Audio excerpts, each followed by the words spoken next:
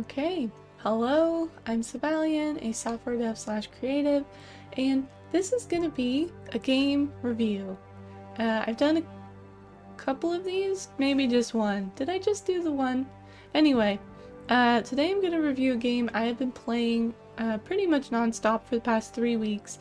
Diplomacy is not an option. And the one criticism I have about this game is that the name is very long. It's difficult to talk to people about it because there's not like a short version. Like, I can't just call it diplomacy because that's the opposite, right? Anyway, this is a game where you build up a little castle with some, like a little town around it, and you build troops, and waves of enemies attack you. The story, at least the story that they've got so far, the campaign is very short and it is not finished because this game is in early access. But the story is that you are royalty of some sort, a duke or a lord or something, and the peasants are unhappy about taxes. So I don't love the idea of being, like punishing people for being rebellious against the idea of these, like, I guess, huge taxes. But that's the game. And there is an option in the campaign currently on the second level. You have to play the first level as royalty, but at the second level, you can play as the peasants, which is kind of fun. But I'm just going to start up a game here and show you guys what you do. Do I want to continue my game I've been working on?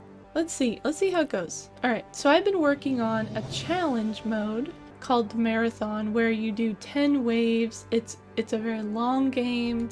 You get the chance to experience a lot of the units and stuff because it's a bit longer. Ooh, and this one is going really well for me.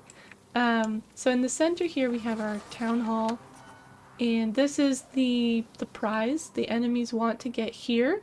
So when they're advancing, they're always going to point towards the town hall, which can be tricky. For example, if they come in down here, they do angle sort of this way and miss this corner, so it's something you have to think about when you're building. But when you start a new game, all you start with is the town hall, a couple of troops, and a few resources. And those resources are up here at the top. You have your population. Your total population is over here, along with your capacity. Your available workers are right here. So some things, like training troops, require a person to be used up, so they become a soldier and then they can't be used for anything else. Same goes for like the berry picker house uses one worker. We have like the lumber mill. This one's upgraded, it uses 3 workers. And so you have to sort of balance your resource production with your army, and you have to make sure you have enough food. Food is up here, and they just added this statistics panel. And I should mention here, it is in early access and they are updating it pretty frequently. So they've added some new troops, they've added this statistics panel, they've changed the way that research works just a little bit, but this game is very much alive, it's being cared for, and I'm excited to see what it looks like when it's all done. So there's this whole resource management part of the game. You can see your storage. You have certain amounts allocated to different types of materials. There's wood, stone, and iron. And then you also have these soul crystals are used for special spells. So I can summon some knights. I can do a big laser beam from the sky, or I can do a mass heal, which I've never actually used. And then I haven't ever unlocked this one, the meteor. Everything within the area gets 500 damage. This seems dangerous. So once you're in the game and you start building and stuff, they have waves that show up on certain days. So up here on the top left, you can see the current day and then where you are in the day-night cycle. So it sort of rotates around like this. We're going into night right now. And then down here's the mini map. I have discovered some enemy units.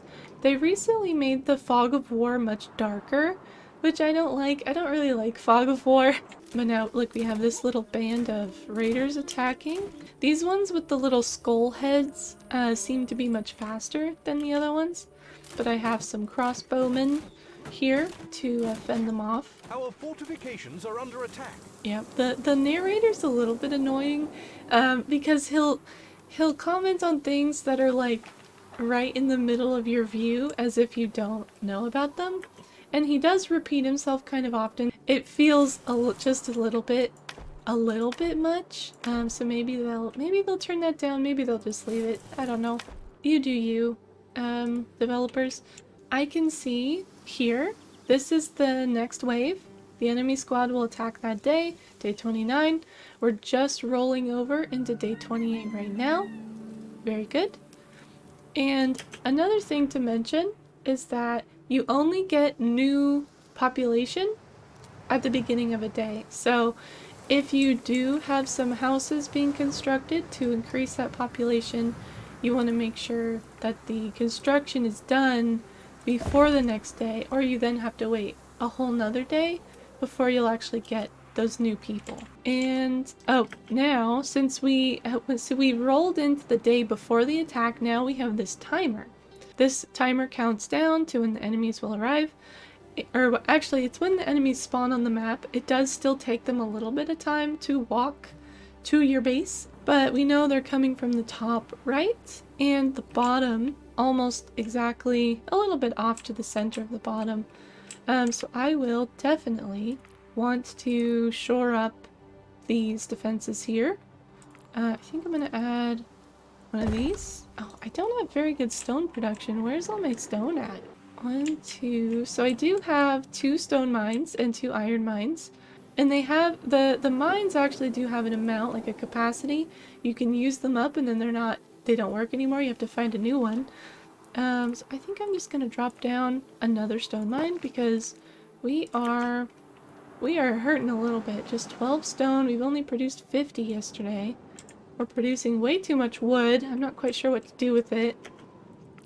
I may build a market and trade it away for more stone. I think that could work.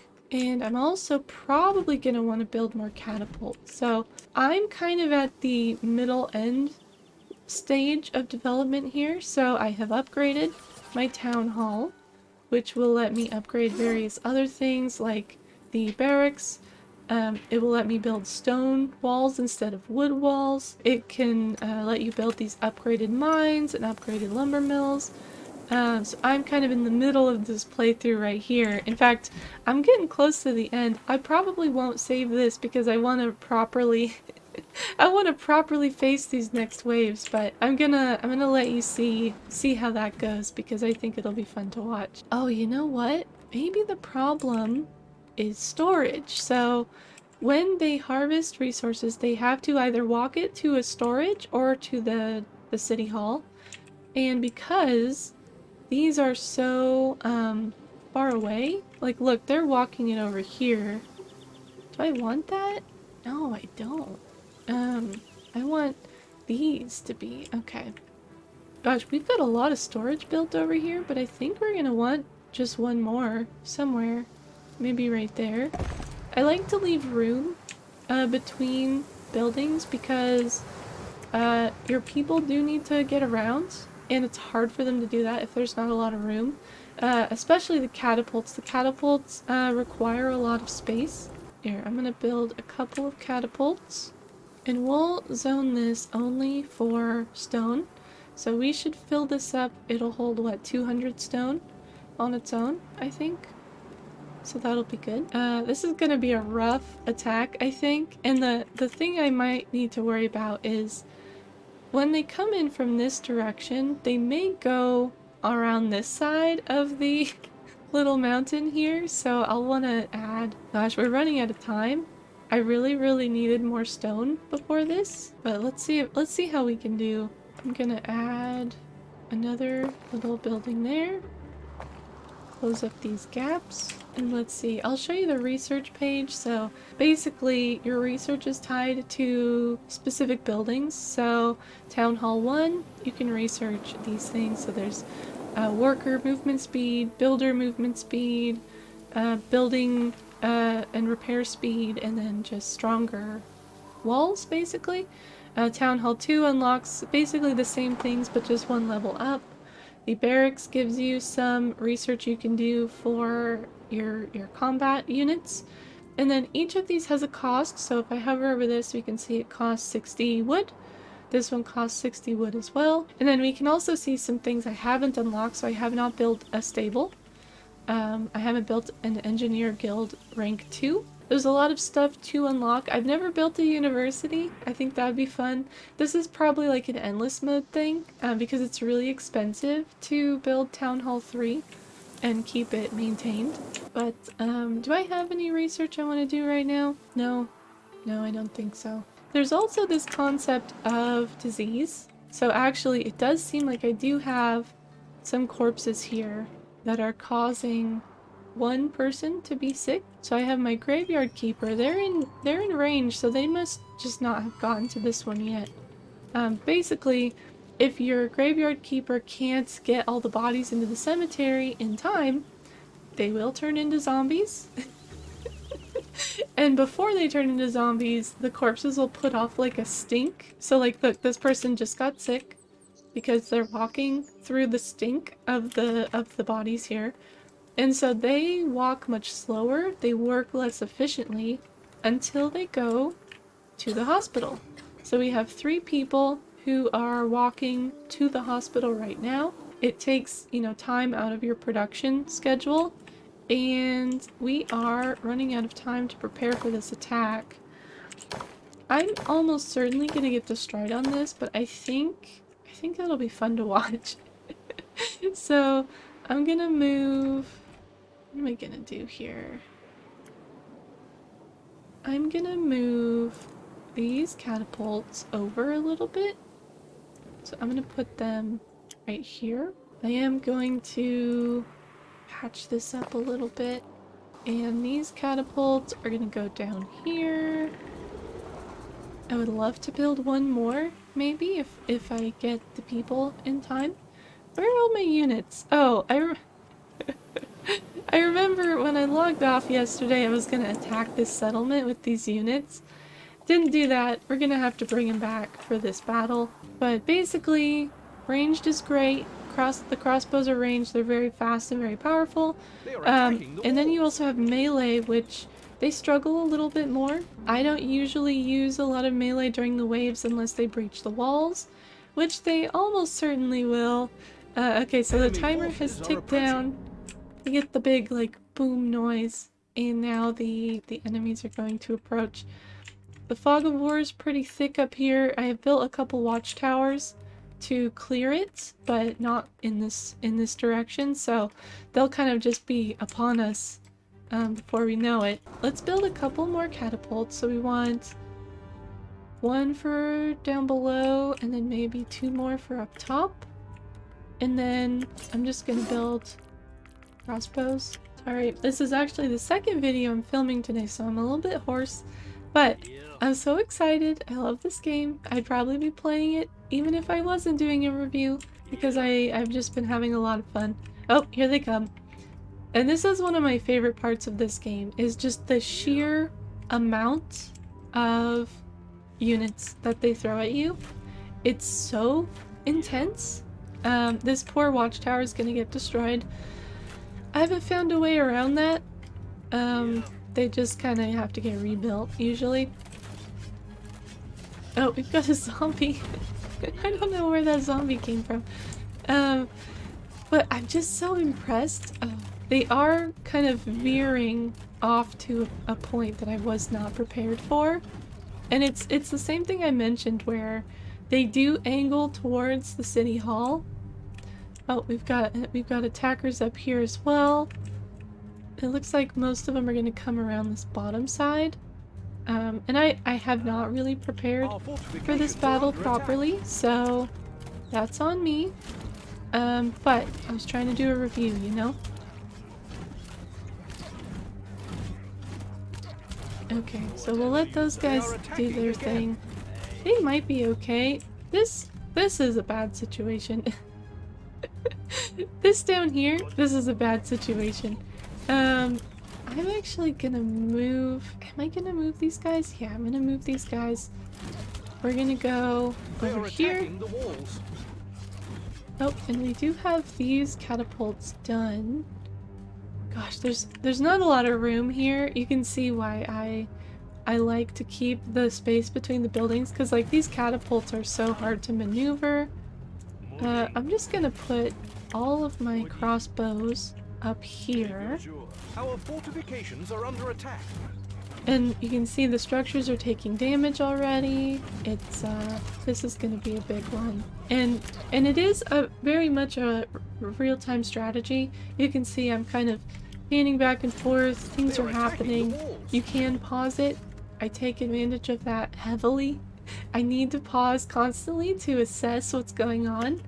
And actually, I'm gonna set these guys to attack the strongest target.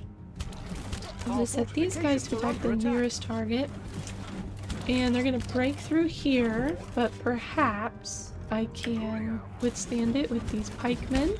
So we have a row of pikes, some healers behind them. We actually have a lot of healers. They might be okay. This little crossbowman might die in here. Oh, we got him out. Okay. Oh, the other one got out too. That's nice. They are attacking the walls. Okay. Yeah, they have catapults. The enemies have catapults too, which really sucks. Our units are in combat. Which really sucks a lot. Our Let's see, can we fortifications are get under them with attack. the crossbows? Oh, we can. We can get a couple of them with the crossbows. That's very important. Our troops are These under attack. catapults just Our wreck your fortifications structures. are under attack. Okay. They're just like a little bit too far for most of them. Maybe I can get these guys to help out. There we go. Okay. They are attacking the What's walls. going on up here? We're almost, they've almost broken through. We do not have any other pikemen ready, so that this is just gonna be a bad situation. Let me show you the laser beam. Our fortifications You are click, under and then attack. you have a certain amount of time Our to food use it. stores are So almost empty. we'll go through some of their catapults here. Our troops are under attack. All right, they're gonna come in through this Our gap. fortifications are under attack. I might use another laser beam just They to are try and attacking the get walls. clear out some of these catapults, clear out some of the enemies. It does look like we're at the end of that wave, but it's still going to be pretty tight. This one They as are well. attacking again. We're just barely hanging on here. And once you select, you can drag to select, you can unselect certain groups of units, you can click on a unit to only select that one. But I just want to move these crossbows back if I can. They are attacking the walls. There we go, that's better. We might actually do kind of okay on this one, which is a surprise to me, because I expected us to Our fortifications lose are under horribly. attack. Here, I'll bring some crossbows down here to help out. And I did have some other units that I could have pulled over. Our fortifications But are as under you can attack. see, the little raids do not stop. Just because you're in the middle of a big wave, Our they still units are send in the little combat. guys at you. This actually went pretty well. I'm very pleased. I'm very pleased. Now we can start rebuilding and prepare for the next one. So the next one is only 2 turns away. They do not give you a lot of time to prepare in a lot of these challenges. And it's kind of nice, right? It's very challenging. I get that, like, just one more kind of feeling from it. Like, just one more day, just one more They are wave, attacking the just one walls. more attempt. I feel it. Okay, we did it! We did it. The wave has been repelled. We did not take too much internal damage. It was mostly at the walls, which is what you want. But I am actually gonna save this because I'm happy with that performance, even though I was so distracted. But that's the game. Basically, they also have I'll quit to main menu. They have a number of options for how you play. So there is an endless mode. There are different difficulties and configurations of endless mode. So we have City of Joy. No attacking waves at all. I have no idea how you finish this endless mode if the enemies don't attack. But I think it's kind of just an option so you can play with the, like a sandbox option to play with the buildings. Born to Chill is like an easy mode endless game. Troublesome Valley is the first one that's kind of challenging.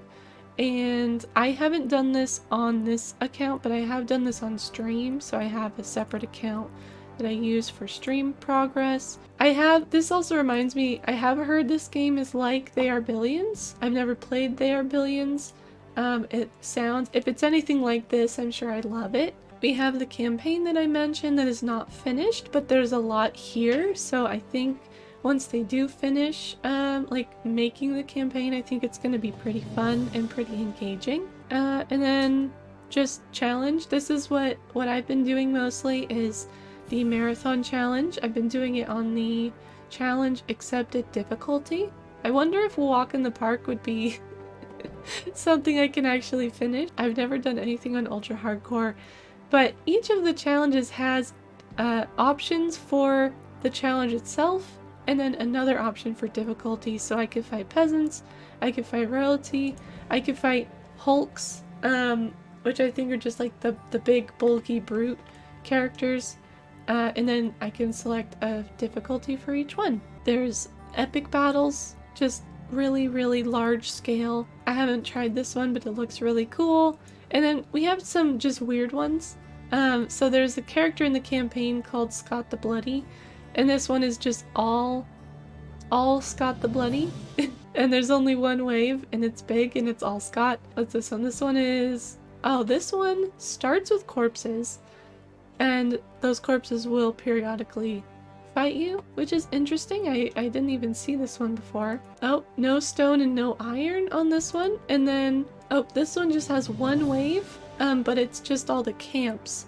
So something I didn't really talk about is the camps. So I'm actually gonna go back in here and show you when you spawn. Whoops, what are you fighting?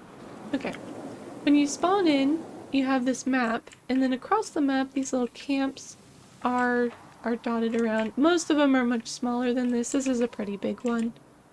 Like this. This is more typical.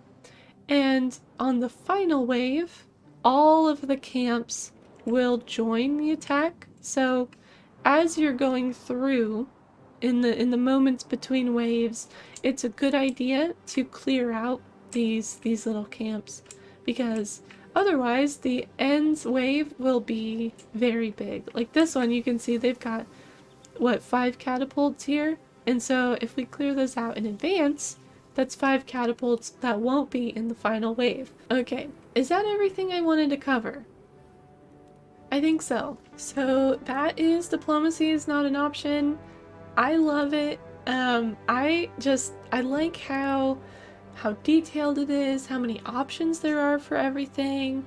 You know, depending on how you're feeling, you can do an easier mode or a harder mode or a quick mode or an endless mode.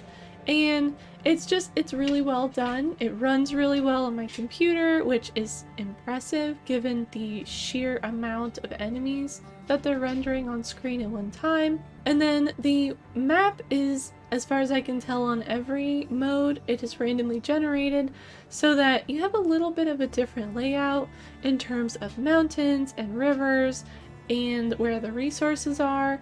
And so I feel like it's like infinitely replayable, which isn't always a good thing, but in this game I think it is a really good thing. I've just enjoyed it a lot. I would recommend this game to anyone who really likes building games, or I don't even know the word for this, the people who like when a lot of enemies attack in waves. It's like a whole thing, and I love it. If a game has waves of enemies, I'm like down. I love it.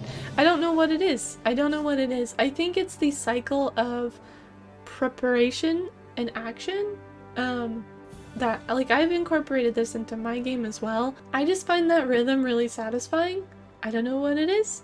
Maybe there's a word for that. But this game is also can be very hard. So if you like games that are challenging, that require strategic thinking and just constantly paying attention to 10 things at once, there's a lot of that too. But like I showed, there are some easier modes, so you don't necessarily have to play very difficult, but you can.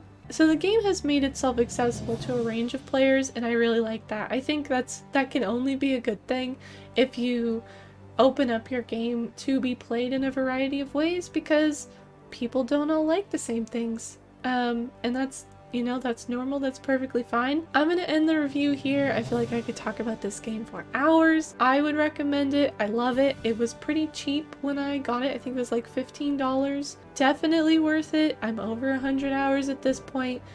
I'm not done playing it, and I'll almost certainly play through the campaign when it's finished. So I'm expecting probably another 100 hours on that. Who knows? So I hope this review was helpful. I hope you liked it. I'll be back soon with another video, and I hope to see you there. Bye bye!